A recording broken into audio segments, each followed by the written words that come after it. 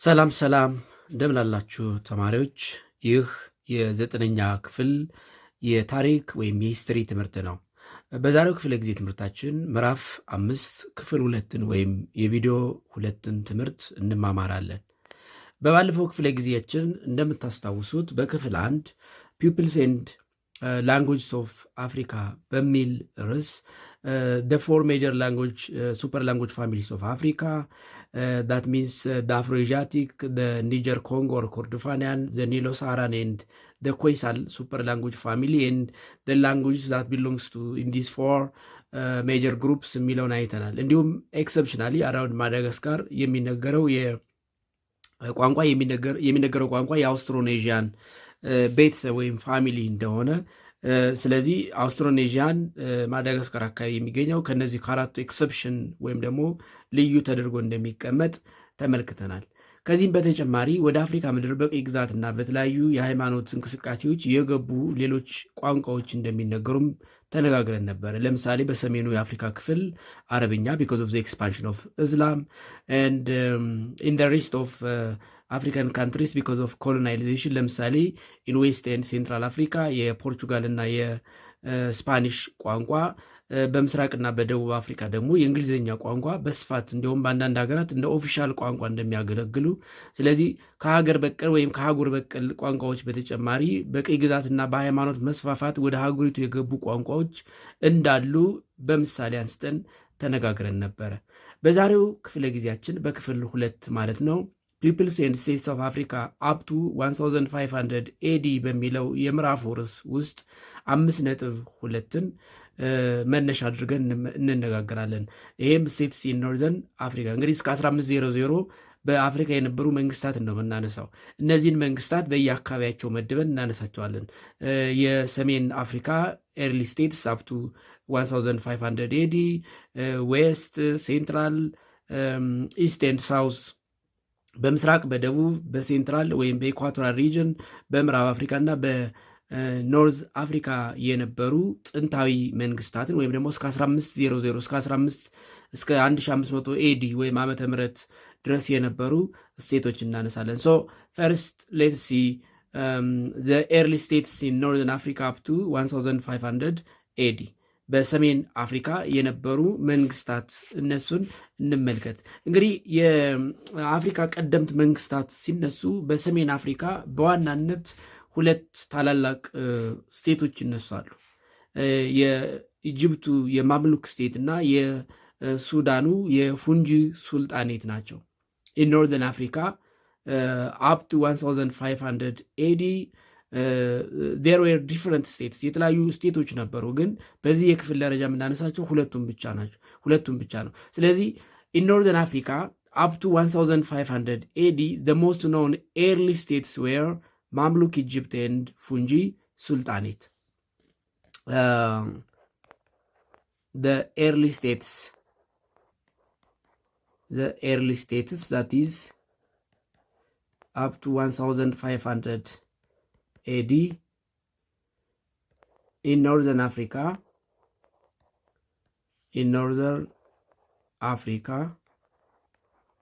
the two most known states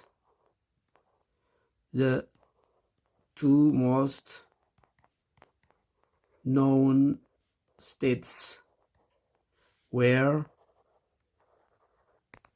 one, Mamluk Egypt, State of Egypt, and Fungi Sultanate of Sudan. Fungi Sultanate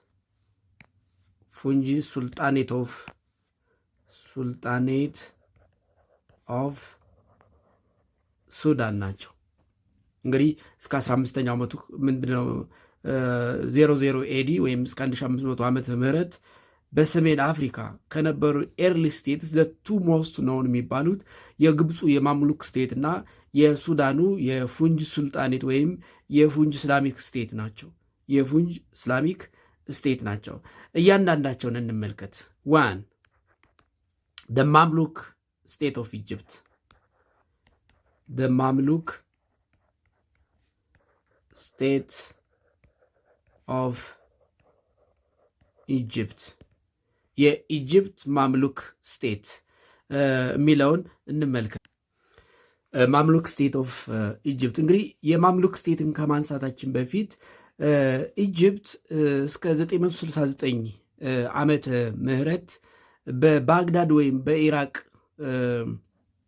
ትገዛ ነበረ። ኢጅፕት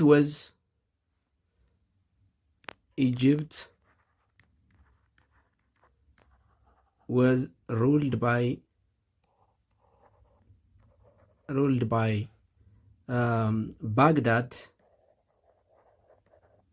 Baghdad, that is Iraq,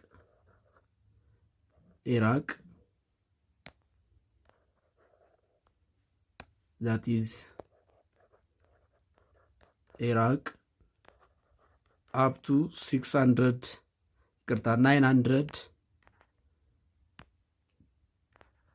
969 ኤዲ እስከ 969 ዓመተ ምህረት ኢጅፕት የባግዳድ ግዛት ወይም ደግሞ ቀይ ግዛት ነበረች ማለት ነው። ታስተዳድራት የነበረችው ባግዳድ ወይም የአሁኗ ኢራቅ ነች። ግብፅ ውስጥ ደግሞ ፋትሚድ ሩል የሚባሉ ነበሩ። ኢን ኢጅፕት ዜር ዌር ዘ ፋትሚድ ሩለርስ ኢን ሳም ፓርትስ of Egypt there was a Fatimid ruler. The Fatimid rulers የሚባሉ ነበሩ። the Fatimid rulers and in the Fatimid rulers there were a soldier groups known as ማምሉክስ። በፋትሚድ ሩለርስ ውስጥ ማምሉክ የሚባሉ የጦር ክፍሎች ነበሩ። in the Fatimid rulers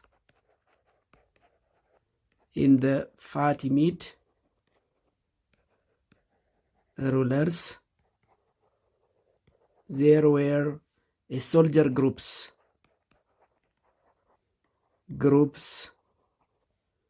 called ማምሉክ። በፋትሚድ ሩለር ውስጥ የሶልጀር ግሩፖች ነበሩ። እነዚህ ሶልጀር ግሩፕስ ማምሉክ የሚል ስያሜ ነበራቸው። ስለዚህ the Mamluk soldiers declared a war on Baghdad and defeated Baghdad in 1969 and declared Egyptian independence. እነዚህ ማምሉክ የሚባሉ ሶልጀር ግሩፕስ የባግዳድ አገዛዝ ላይ ጦርነት በማወጅ በ969 ዓመተ ምህረት ግብፅን ነፃ እንድትወጣ አደረጓት ማለት ነው። ስለዚህ the Mamluk groups ወይም the Mamluks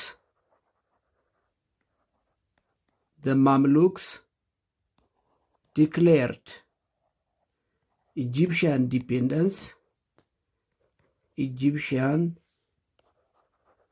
independence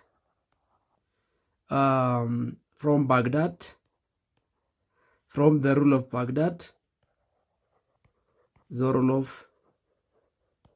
Baghdad, in 969 AD, and they established a state known as Mamluk state. They established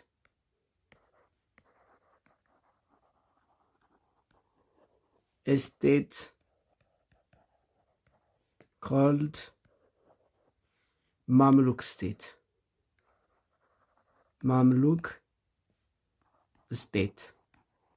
ስለዚህ ማምሉክ ስቴት የሚባል መንግስት መሰረቱ ማለት ነው። ስለዚህ የማምሉክ ስቴት አመጣጡ ይሄን ይመስላል።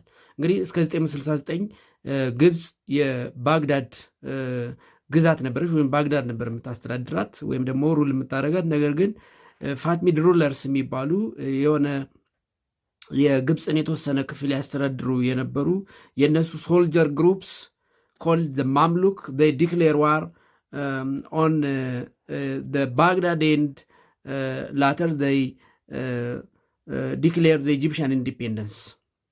የግብፅን ነፃነት ዲክሌር አደረጉ ማለት ነው። ባወጁት ጦርነት ባነሱት ጦርነት አሸንፈው በ969 ዓ ም ግብፅን ነፃ ወጣት። ዜን ማምሉክ ስቴት የሚባል መንግስት መሰረቱ ማለት ነው ኢን ኢጅፕት። ስለዚህ they founded their dynasty that ruled Egypt from 1250 to 517. Later the Mamluks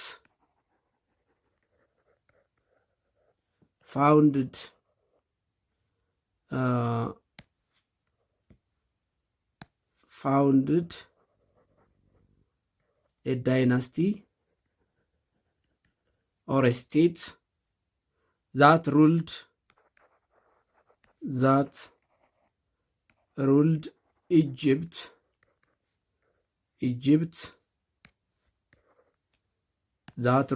Egypt from 1250 to 1517 AD። በኋላ እንግዲህ ከብዙ ዓመት በኋላ በ1250 የማምሉክ ስቴትን ወይም የማምሉክ ዳይናስቲን መስርተው ነበረ። then after that they expand the territory of their dynasty up to Palestine, Syria, Europe and Asia. The Mamluk dynasty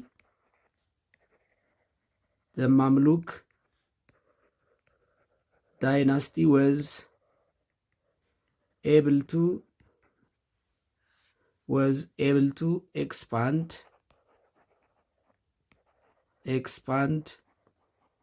their territory up to Palestine, Syria, Europe and Asia. እስከ አውሮፓ እስከ ፓሌስታይን እስከ ሲሪያ እስከ ኤዥያ ያ ማለት እስከ ሩቅ ምስራቅ ድረስ ወይም የመካከለኛው ኤዥያ እስከሚባለው አካባቢ ድረስ ይቅርታ ግዛታቸውን ለማስፋፋት የቻለ ጠንካራ ግዛቱን ማስፋፋት የቻለ ጠንካራ መንግስት የመሰረቱበት ጊዜ ነበር ማለት ነው። እነዚህ ደማምሉክስ ኦሪጂናቸው ግብፃዊያን አይደሉም። ደማምሉክስ ዌር ተርኪሽ ኦሪጂን ከቱርክ ወይም ከዛሬዋ ቱርክ ከኢስታንቡል አካባቢ የመጡ ነበሩ። ደማምሉክስ ዌር ተርኪሽ ኦሪጂን ደማምሉክስ ዌር ተርኪሽ ኦሪጂን ዴርነት ኢጂፕሽያን አሉም ቱርካውያን ነበሩ። እንግዲህ መነሻቸው ከቱርክ ይሁን እንጂ በኋላ ደማምሉክ ስቴት ወይም ደማምሉክ ዳይናስቲ የሚባል እንግዲህ ግብፅን ከ1250 እስከ 1517 ዓመተ ምህረት ድረስ በኋላ እንግዲህ በኦቶማን ተርክ ኢጅፕት ኮንትሮል እስከምትደረበት ጊዜ ድረስ ማስተዳደር የቻለ መንግስት መስርተው ነበረ። ስለዚህ ዱሪንግ ዘ ሩል ኦፍ ዘ ማምሉክስ ኢጂፕሽያን ክሬት ኤ ፉል ሪሌሽንሽፕ ዊዝ ኢትዮጵያ ሪሌሽን ነበራቸው። ነገር ግን አብዛኛው ሪሌሽናቸው ፉል ኦፍ ኮንፍሊክት ነበረ። ስለዚህ ዱሪንግ ዘ ሩል ኦፍ ማምሉክስ during the rule of Mamluks,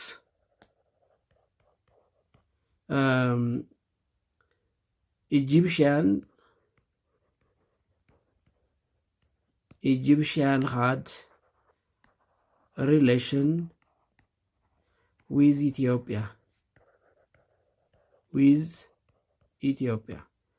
but mostly their relation was full of conflict. ነገር ግን ብዙ ጊዜ ግጭት የበዛው ነበረ ወይም full of conflict የነበረ ግንኙነት ነበራቸው ማለት ነው። ነገር ግን ከኢትዮጵያ ጋር ግንኙነት ነበራቸው። ኦፍኮርስ አብዛኛው የነበራቸው ግንኙነት ግን በኮንፍሊክት የተሞላ ወይም ፉል ኦፍ ኮንፍሊክት ነበረ ማለት እንችላለን። ሃዌቨር ዘኢትዮጵያ ሩለር ዘርዓ ያዕቆብ ትራይድ ቱ ክሬት ስሙዝ ሪሌሽን ዊዝ ደ ማምሉክ። ነገር ግን ዘርዓ ያዕቆብ however the Ethiopian ruler ዘርዓ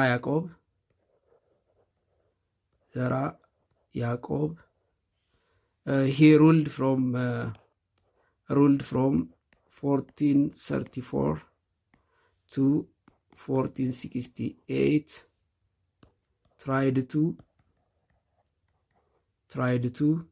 create smooth relations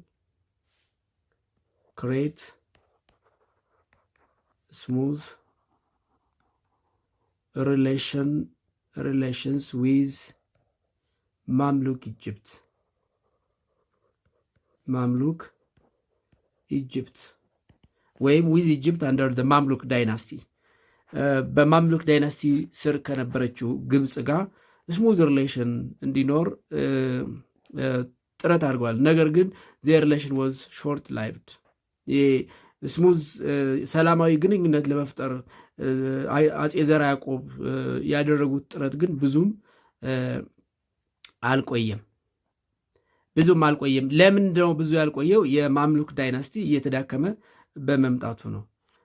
ስለዚህ ከ1250 እስከ 1517 ባለው ጊዜ ግብፅን ያስተዳደረ ኤርሊ ስቴትስ ኢን ኖርዘርን አፍሪካ አፕቱ 1500 ኤዲ በሚባለው የታሪክ ክፍል ውስጥ የማምሉክ ኢጅፕት ይነሳል ማለት ነው። እንግዲህ ግዛቱን እስከ ፓሌስታይን፣ እስከ ሶሪያ፣ እስከ ኢሮፕ እና ኤዥያ ሳም ፓርትስ ኦፍ ኤዥያ ወይም አዘር ፓርትስ ኦፍ ኤዥያ ማስፋፋት የቻለ ከኢትዮጵያም ጋር ግንኙነት መፍጠር የቻለ ነገር ግን አብዛኛውን ጊዜ ፉል ኦፍ ኮንፍሊክት የነበረ ሪሌሽን ቢሆንም ምንም እንኳ አፄ ዘርዓ ያዕቆብ ስሙዝ የሆነ ሪሌሽን ለመፍጠር ሙከራ ቢያደርጉም ግንኙነት ነበረው ማለት ይቻላል። ነገር ግን ይሄ ዳይናስቲ በኋላ ወድቆ ኢጅፕት በኦቶማን ተርኪ እንድትተዳደር ምክንያት ሆኗል፣ ወይም ደግሞ በኦቶማን ተርኪ እንድትወድቅ ምክንያት ሆኗል። እንዲወድቅ ያደረጉት ምክንያቶች ምን ነበሩ የሚለውን እኔ ፋክተርስ ፎር the decline of ማምሉክ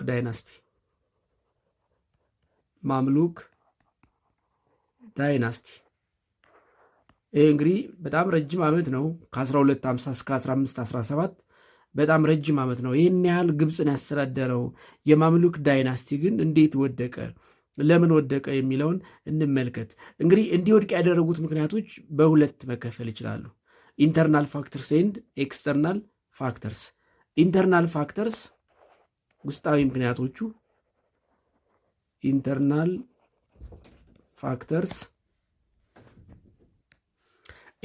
ፋክተርስ ውስጣዊ ምክንያቶች የሚከተሉት ናቸው። እንግዲህ የማምሉክ ዳይናስቲ እንዲወድቅ እንዲዳከም በኋላ ግብፅ በኦቶማን ተርክ ስር እንድትወድቅ ያደረጋት ውስጣዊ ምክንያት የሚከተሉት ናቸው። አንደኛው ኮራፕሽን ነው።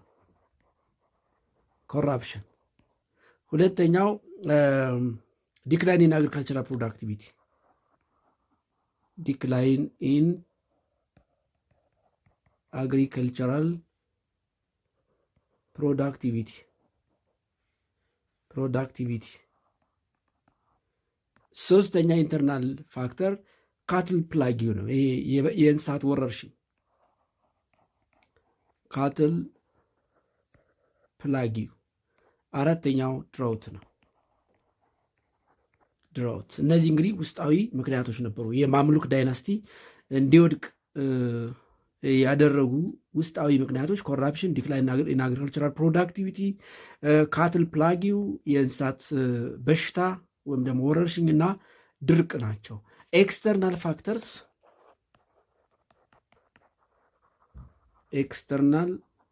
ፋክተርስ ውጫዊ ምክንያቶቹ አንደኛው ዋር ዊዝ ኦቶማን ተርኪ ነው። ዋር ዊዝ ኦቶማን ተርክ ወይም ተርክስ ከኦቶማን ተርክ ጋር የተደረገው ጦርነት ነው። ኤንድ ባይ ዚስ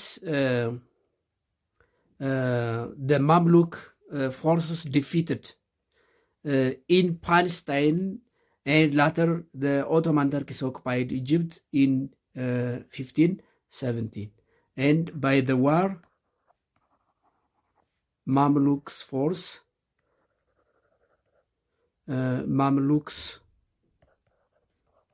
forces defeated by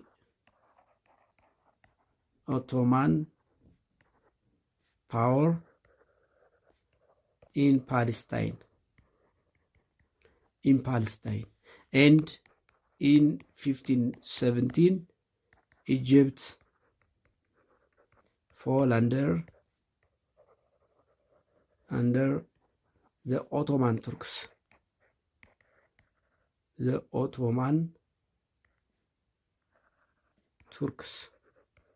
በኦቶማን ቱርክ ውስጥ ወደቀች ማለት ነው።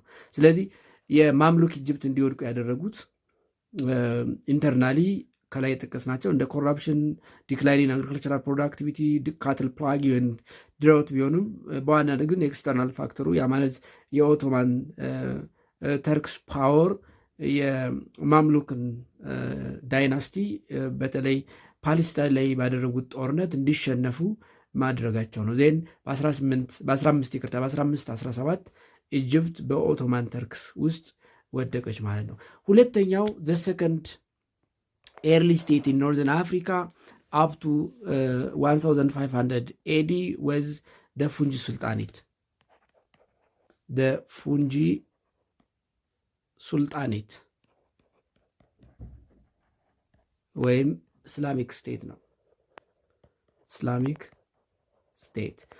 As we said, for Christians, the Christian kingdom, for Muslim states, we said sultanate. የሙስሊም ስቴቶች ሱልጣኔት የሚል ስያሜ አላቸው። ስለዚህ ፉንጂ ሱልጣኔት ኢት ኢዝ ኢስላሚክ ስቴት፣ እስላማዊ መንግስት የነበረ ነው ማለት ነው። የት የነበረ ነው የሚለውን እንመልከት። the ፉንጂ ሱልጣኔት it was established in 1504 AD in Eastern Africa, that is in the present day Republic of Sudan. It was established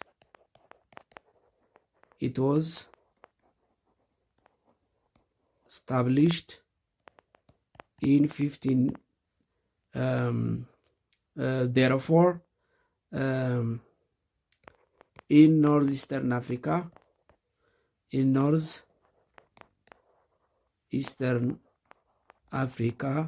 that is in the present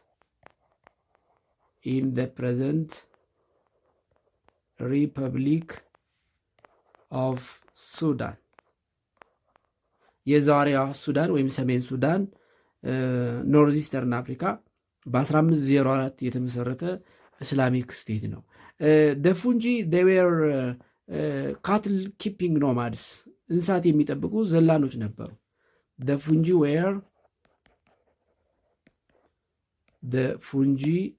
were cattle keeping nomads ነበሩ። በዛሬዋ ሱዳን እንግዲህ ከብት የሚያረቡ ዘላኖች ወይም ደግሞ ካትል ኪፒንግ ኖማድስ የሚባሉ ነበሩ።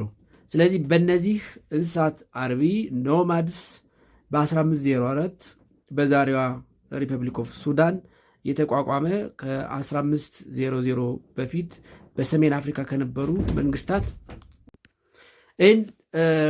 the capital of the Fungi Sultanate was Sennar. The capital of the Fungi Sultanate was at Sennar. ዋና ከተማቸው ሴናር ነበረች። ከላይ እንዳልነው እንግዲህ የማምሉክ ኢጅፕት ከኢትዮጵያ ጋር ግንኙነት ነበረው፣ ግን አብዛኛውን ግንኙነቱ ምንድን ነበር ብለናል? ፉል ኦፍ ኮንፍሊክት ነበረ። እንደ የተሻለ ሰላማዊ ግንኙነት መፍጠር ሙከራ ያደረጉት ለአጭርም ጊዜ ቢሆን አጼ ዘርዓ ያዕቆብ ናቸው የሚል አንስተን ነበረ። እነዚህ የፉንጂ ሱልጣኔትም they were fought against the Christian kingdom of Ethiopia due to trade routes. The Fungi sultanates were fought with the Christian kingdom, with the Christian kingdom, with the Christian kingdom of Ethiopia over the trade routes. በተለይ የንግድ መስመሮችን ምክንያት በማድረግ ከኢትዮጵያ የክርስቲያን ኪንግደም ወይም የሰሜን ኢትዮጵያ መንግስታት ጋር ጦርነት ያደርጉ ነበረ። አስ ኤ ሪዛልት ዘ አርሚ ኦፍ ኪንግ ሲሲኒዮስ ዲስትሮይ ዘም ኢን አባውት 1620። ስለዚህ በዚህ ጦርነት ለምሳሌ ፎር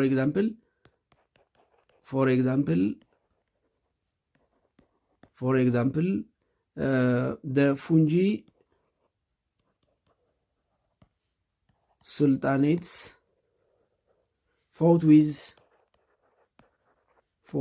fought with the army of King Susonius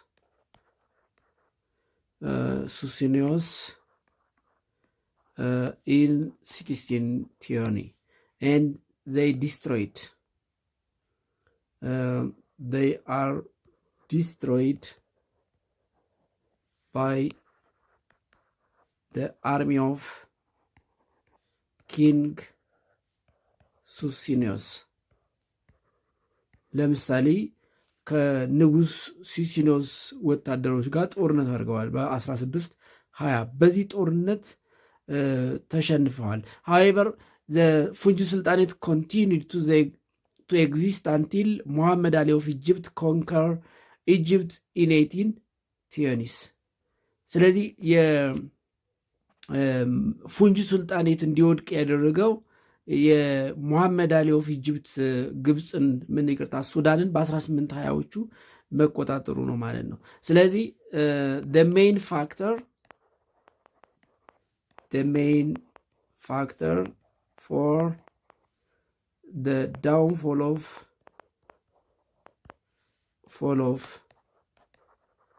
Fungi Sultanate was the rise of Muhammad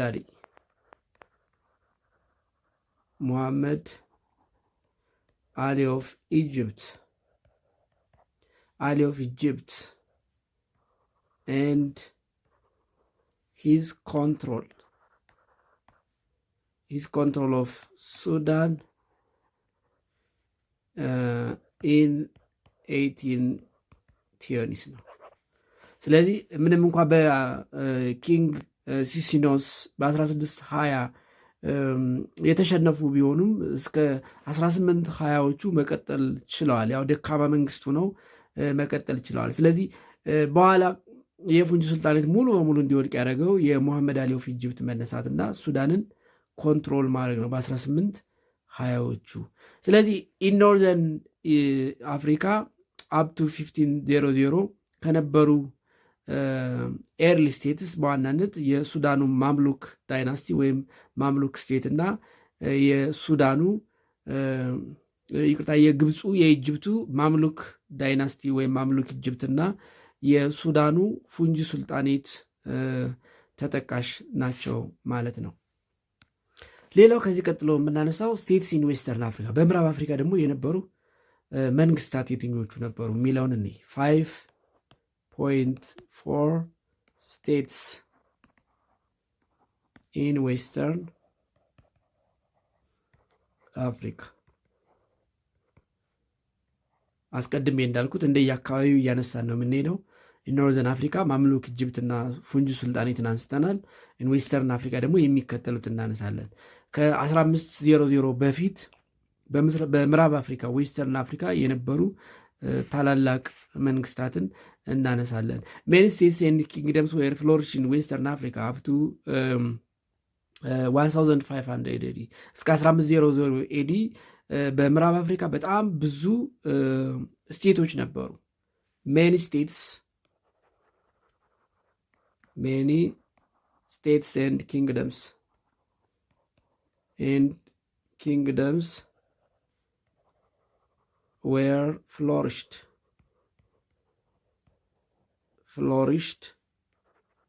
in Western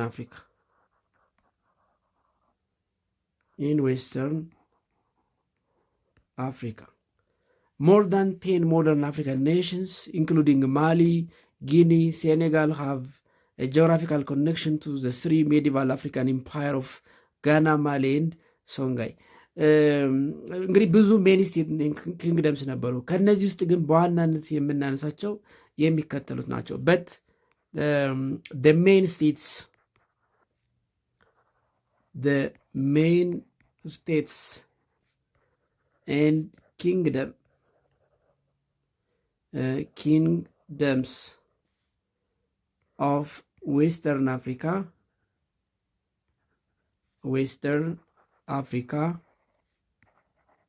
up to 1500 AD were 1 Ghana,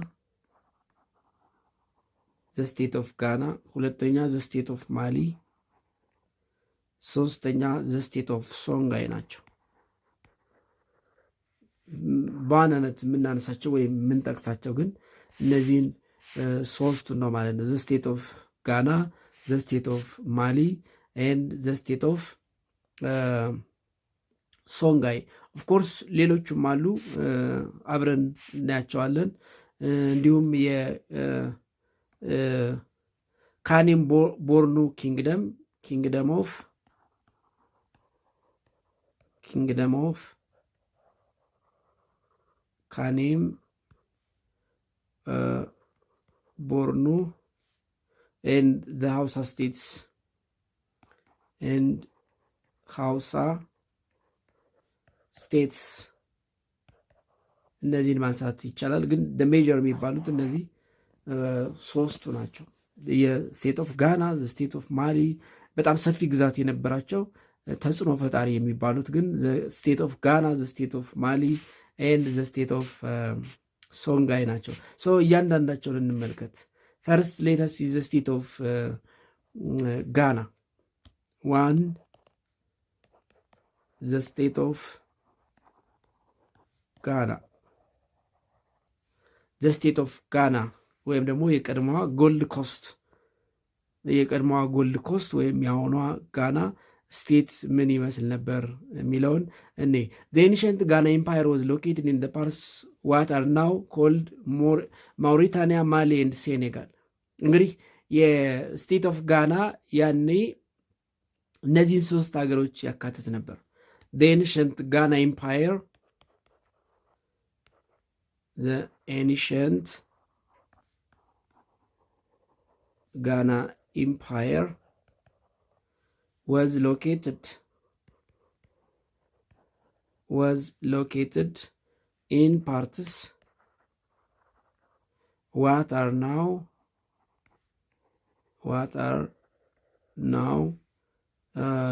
called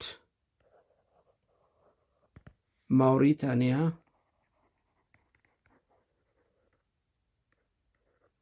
ማሊ ኤንድ ሴኔጋል። እነዚህን አካባቢዎች ሁሉ ያካትት ነበረ። ኤንድ the state of Ghana, it was founded by the Soninke people in the 4th century AD. The state of Ghana or Ghana Empire was founded by the Soninke people. The Soninke people. And in the 4th century AD. In the 4th century AD. በአራተኛው መቶ ክፍለ ዘመን ሶኒንኬ በሚባሉ ህዝቦች ወይም ፒፕል የተመሰረተ ስቴት ወይም ኢምፓየር ነው የጋና ኢምፓየር ወይም ዘ ስቴት ኦፍ ጋና። በት ዘ ስቴት ኦፍ ጋና ሪችድ ኢትስ ሃይስት ፓወር አት አባውት 1000 ኤዲ በት ዘ ስቴት ኦፍ ጋና ኦር ዘ ኢምፓየር ኦፍ ጋና ዘ ስቴት ኦፍ ጋና reached the highest of its power, when the height of its power, the height of its power at about 1000 AD. ከፍተኛ ደረጃ ላይ ደረሰ። በጣም ገናና መንግስት መሆን የቻለው ግን በ1000 ኤዲ አካባቢ ነበረ። ሃዌቨር ይሄ መንግስት እንዴት ወደቀ ደግሞ ወይም እንዴት ዲክላይን አደረገ የሚለውን ስንመለከት ዲክላይን እንዲያደረግ ያደረጉት ዘ ራይዝ ኦፍ ሙስሊምስ ናቸው። ከዛ በፊት ግን ይሄ የጋና መንግስት በተለይ በ1000 ኤዲ ከፍተኛ ፓወር ላይ በደረሰ ጊዜ ኢት ኮንትሮልድ ትራንስ ሳሃራን ትሬድ። በኋላ እናነሳዋለን። እንግዲህ የትራንስ ሳሃራን ትሬድ ከእስልምና እንቅስቃሴ ጋር የሚገናኝ ነው። በአፍሪካ የእስልምና እንቅስቃሴ ከዚህ ቀደም ተነጋግረናል። ለምሳሌ በምስራቅ አፍሪካ በኢትዮጵያ ጭምር እስልምና የተስፋፋበት አንዱ መንገድ ንግድ እንደሆነ ተነጋግረን ነበረ። በንግድ እንቅስቃሴ ሰላማዊ በሆነ መንገድ ነው አብዛኛውን ኢትዮጵያ ውስጥ የተስፋፋው።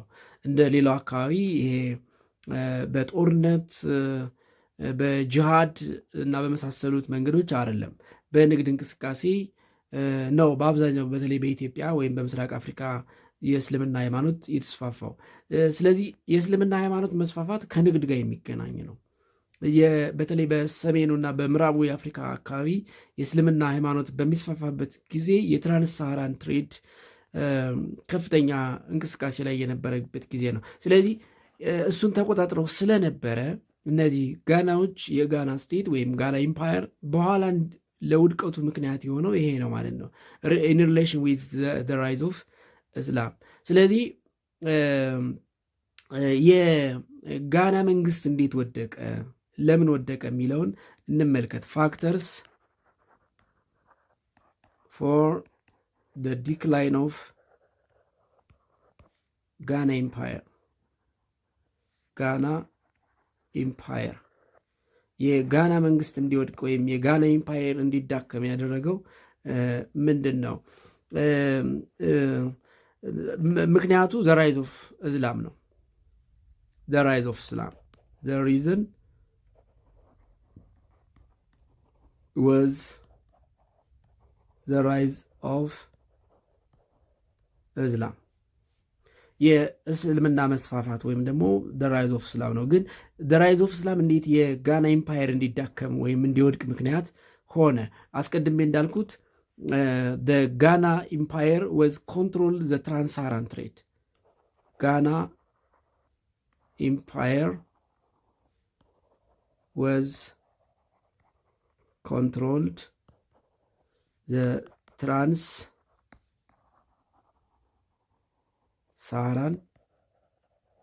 trade. ስለዚህ የጋና ኢምፓየር ወይም የጋና መንግስት የትራንስ ሳሃራን ትሬድ ተቆጣጥሮ ነበረ። when the Muslims rise they went to control that trade route። የትራንስ ሳሃራን ትሬድ ሩት መቆጣጠር ፈለጉ። ስለዚህ they fought with the Ghana Empire ከጋና ኢምፓየር ጋር ተዋጉ ማለት ነው። ስለዚህ because of the rise of Islam the Ghana Empire came to an end in 1076 AD. The Ghana Empire came to an end The Ghana Empire came to an end in 1076 AD. When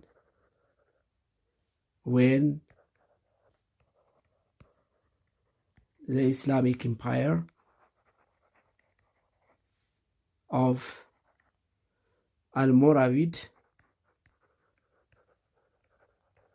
Almoravids invaded and capture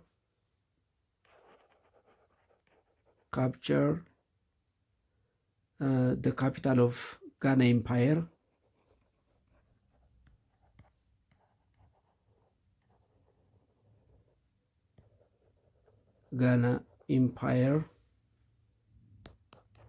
that is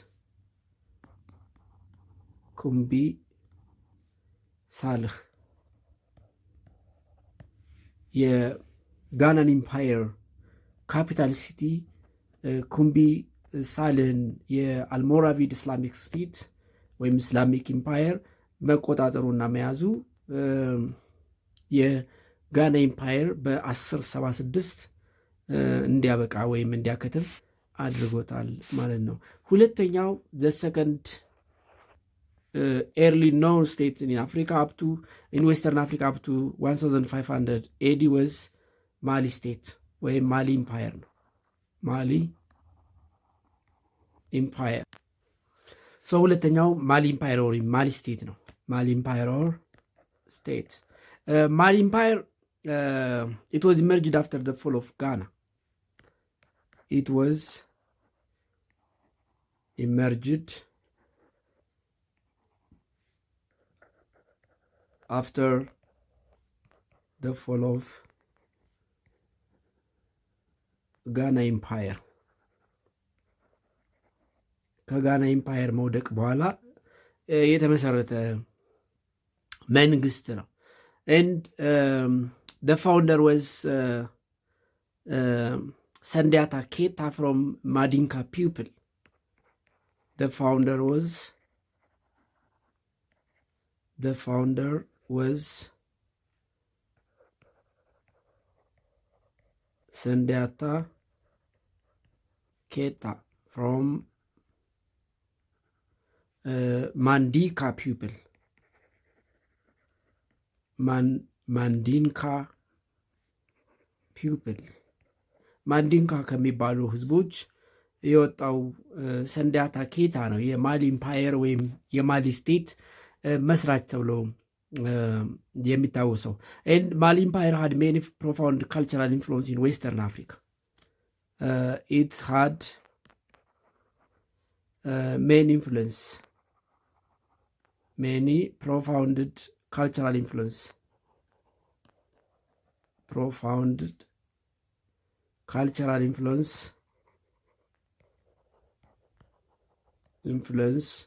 on West Africa.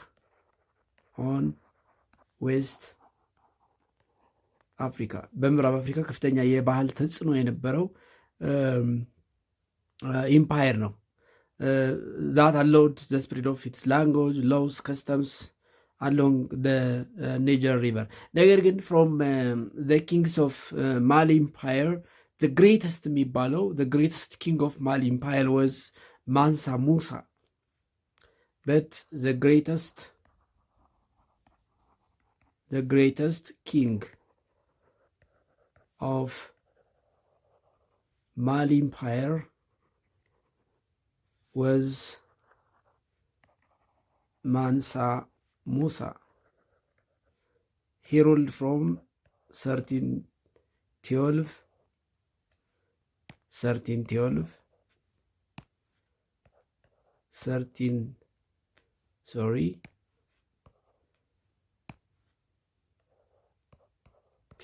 to 1337 እንግዲህ የማሊን ኢምፓየር ከ1312 እስከ 1337 የማለት ኦልሞስት ለ25 ዓመት ያስተዳደረው ማንሳ ሙሳ the greatest king of Mali Empire እየተባለ ይጠራል። ኦፍኮርስ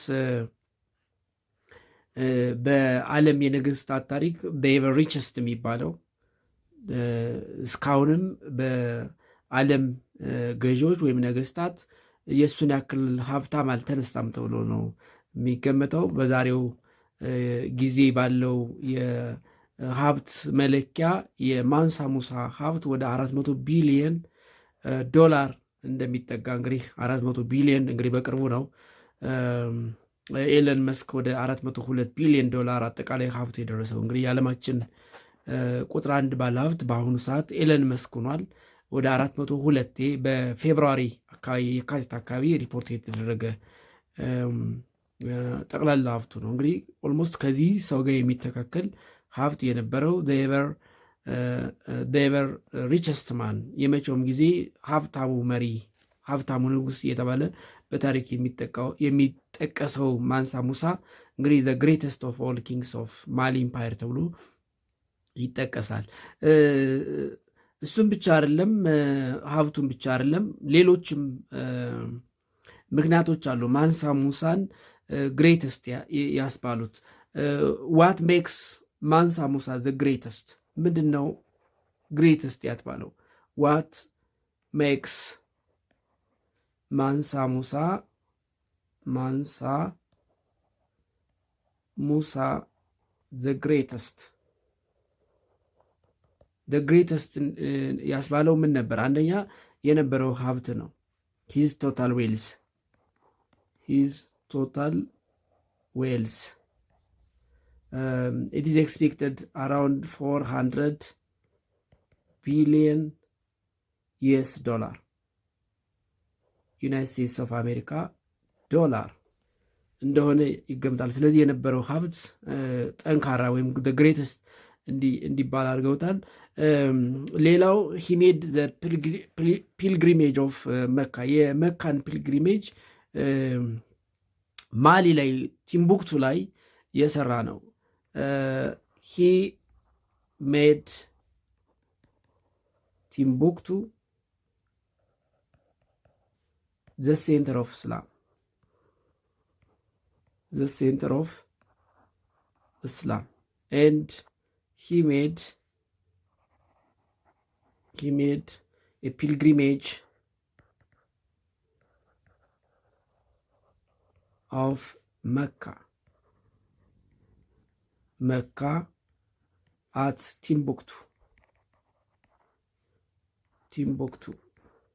ቲምቡክቱ ላይ የመካን ፒልግሪሜጅ መስራት የቻለ ነው። እስልምና በከፍተኛ ሁኔታ እንዲስፋፋ አድርጓል። ሂ ኤክስፓንድድ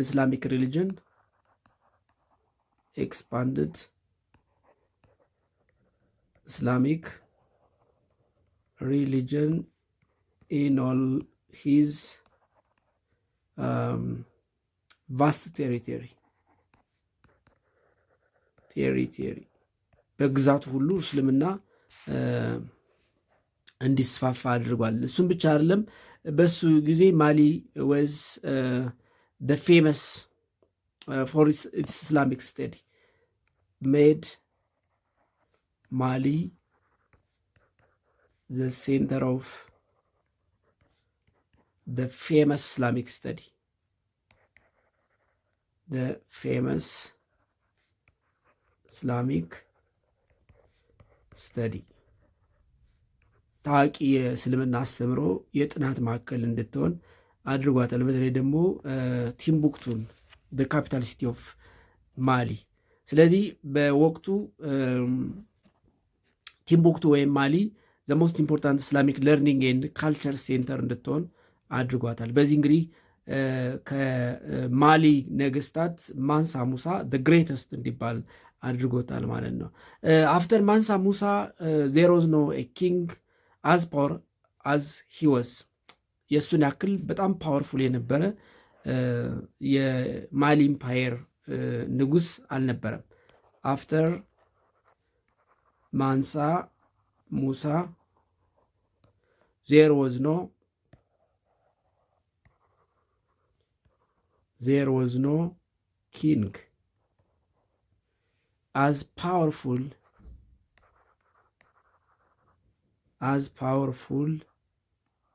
as he was. የእሱን ያክል ፓወርፉል የነበረ ንጉሥ አልነበረም። ግን ይህን ያህል ፌመስ የነበረ የማሊ ኢምፓየር እንዴት ወደቀ? ወይም ደግሞ ለምን ወደቀ? ምክንያቶች ምን ነበሩ የሚለውን እኔ ፋክተርስ ፎር ዘ ዳውንፎል ኦፍ ማሊ ኢምፓየር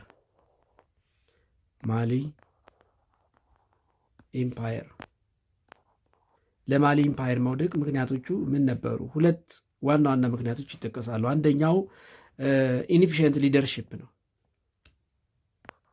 ኢንኤፊሽንት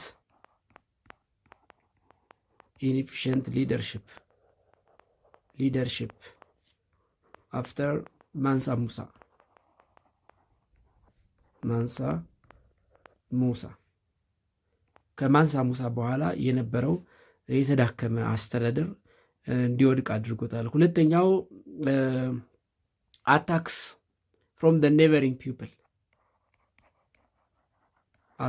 ፍሮም the neighboring people the neighboring people called ተዋረግ ከአካባቢው ማህበረሰቦች የነበረበት ጠንካራ አታክ ጥቃት እንግዲህ ይህን የመሰለ ፓወርፉል ይህን ያክል ፓወርፉል የነበረ የማሊ ኢምፓየር እንዲወድቅ ምክንያት ሆኖታል ማለት ነው። ን አፍተር ዘ ዳውንፎል ኦፍ ማሊ ኢምፓየር ዳዘር ፓወርፉል ስቴት ራይዝ ኢን ዌስተርን አፍሪካ ወዝ ሶንጋይ ነው። አፍተር the fall of Mali Empire, the other advanced African kingdom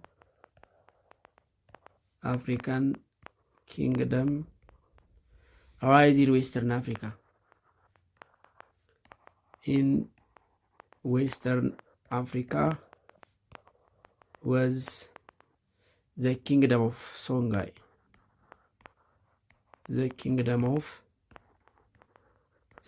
ነው። የሶንጋይ ኪንግደም ወይም የሶንጋይ መንግስት ነው።